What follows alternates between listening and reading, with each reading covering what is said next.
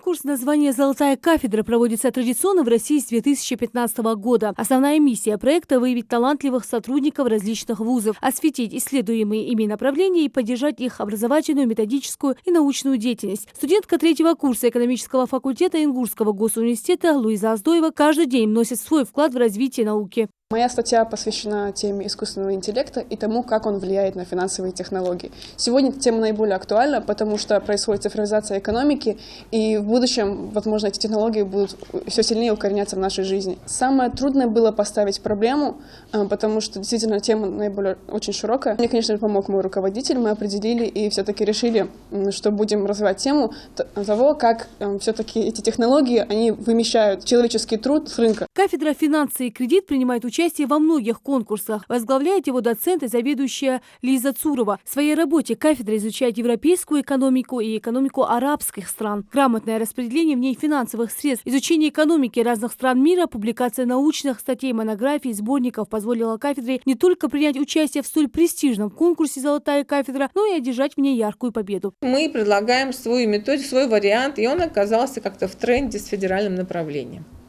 И что мы готовили?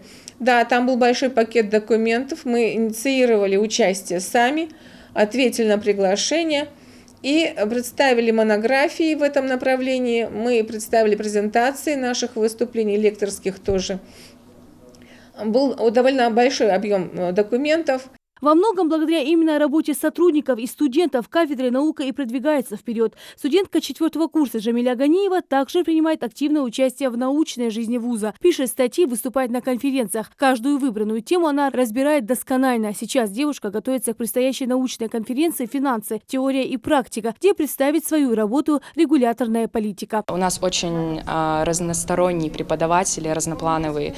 И помимо, опять-таки, каких-то знаний, теории финансов, которые они нам дают, это вот, знаете, социальное какое-то обучение идет помимо.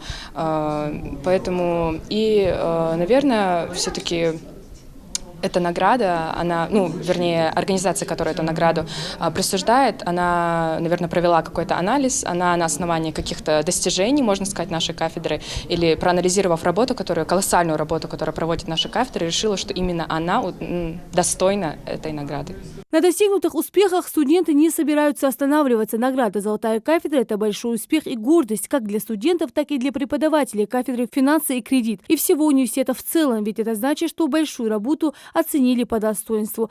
Лина Цычоева, Дали Плиева. Новости 24.